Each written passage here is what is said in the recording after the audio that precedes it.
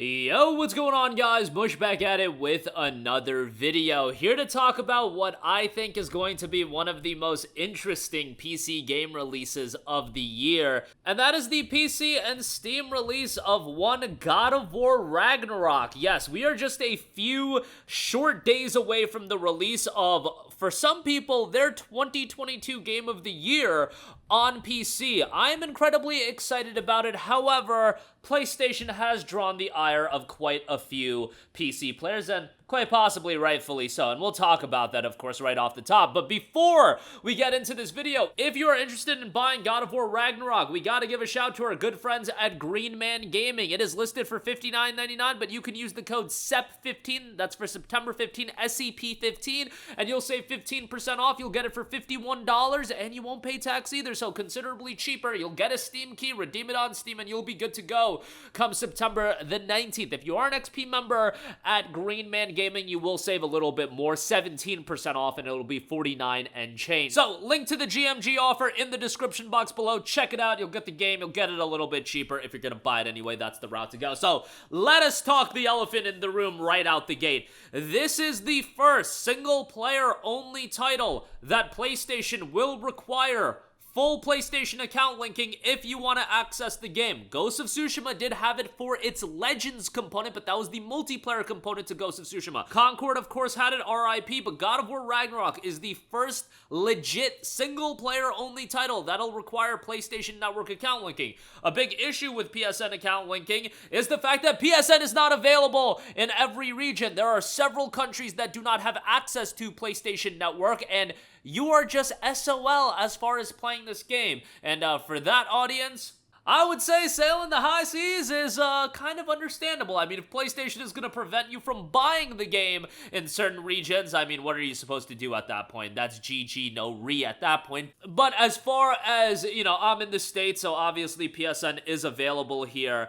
I tend to want to look at it from a glass half full standpoint. Look, a decade ago, I wouldn't have ever believed games like a God of War, a Last of Us, a Ghost of Tsushima. I mean, Ghost of Tsushima wasn't even an IP at that point, but you get the idea. I would have never expected these games, Ratchet and Clank, would ever be available on PC. And there are a lot of other publishers that require account linking. Rockstar, Ubisoft, EA. However, with those companies, their launchers are actually available worldwide. In the case of PSN, it's not available worldwide, so they gotta figure that out more than anything.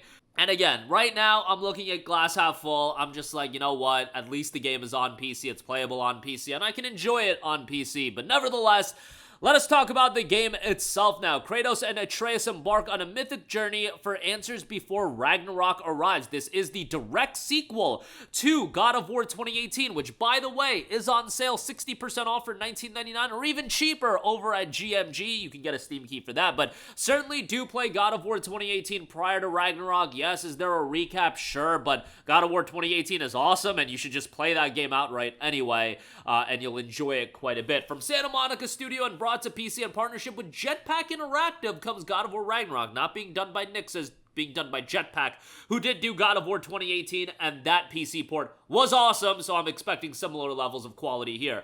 An epic and heartfelt journey that follows Kratos and Atreus as they struggle with holding on and letting go. The sequel to the critically acclaimed God of War 2018, God of War Ragnarok, picks up with a Fimble winner well underway. Kratos and Atreus must journey to each of the 9 realms in search of answers as Odin's forces in Asgard prepare for a prophesized battle that'll end the world. Along the way, they'll explore stunning mythical landscapes and face fearsome enemies in the form of Norse gods and monsters. As the threat of Ragnarok grows ever closer, Kratos and Atreus must choose between the safety of their family and the safety of the realms. A future unwritten, Atreus seeks knowledge to help him understand the prophecy of Loki and establish his role in Ragnarok. Kratos must decide whether he will be chained by the fear of repeating his mistakes or break free of his past to be the father Atreus needs. Fluid, expressive combat, the Leviathan Axe, Blades of Chaos, and Guardian Shield return alongside a host of new abilities for both Kratos and Atreus.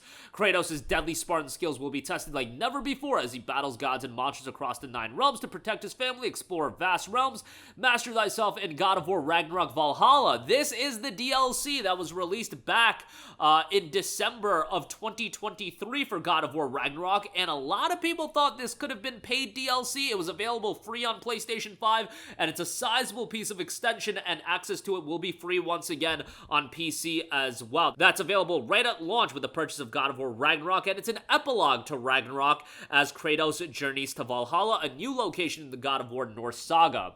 PC features include a wealth of new improvements, unlocked frame rates and high-fidelity graphics, unlocked frame rates, and the option of true 4K resolution expand the full potential of our cinematic no-cut camera as you travel through the stunning vistas of the Nine Realms. Upscaling technology implemented as well, full integration with NVIDIA RTX Deep Learning Super Sampling, DLSS 3.7, and AMD FX Super Resolution 3.1, and you'll have support for Intel XeSS Super Sampling 1.2, which will allow you to reach higher graphical settings and output resolutions. You've got NVIDIA Reflex support. Utilize NVIDIA Reflex low latency technology, allowing you to react quicker and hit harder combos with the responsive technology. You'll also have super ultra-wide support. Enjoy the breathtaking beauty of the Nine Realms and panoramic widescreen with 21:9 ultra-widescreen and 32:9 super ultra-widescreen support. Controls and customization option support. Play your way with support for the DualShock 4 and DualSense wireless controller, a wide range of other gamepads,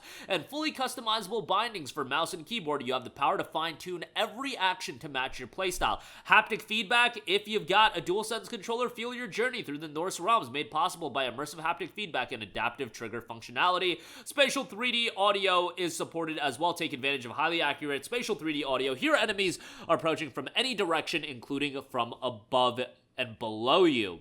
All of those features implemented in the PC version of the game. And on top of that, I'd be remiss if we don't go over the system requirements, which have been officially revealed, and we've got 5 different tiers of system requirements, so let's break it all down. Remember, this game will not be Steam Deck verified because of the PlayStation account linking, another hindrance of the account linking that should be mentioned, which is unfortunate. But minimum requirements is for 1080p at 30 FPS, low settings, an NVIDIA GeForce GTX 1060 or an RX 5500 XT. You're looking at an i5 4670K or a Ryzen 3 1200, 8 gigs of RAM, and we'll talk the storage requirement at the end because it's quite hefty. But these requirements, at just glancing them, look like it would be able to run on the Steam Deck no problem if account linking wasn't a requirement. But if you have an ROG Ally, chances are you will be able to play God of War Ragnarok. Remember that Ragnarok was a cross-gen title. It was available on PS4 and PS5.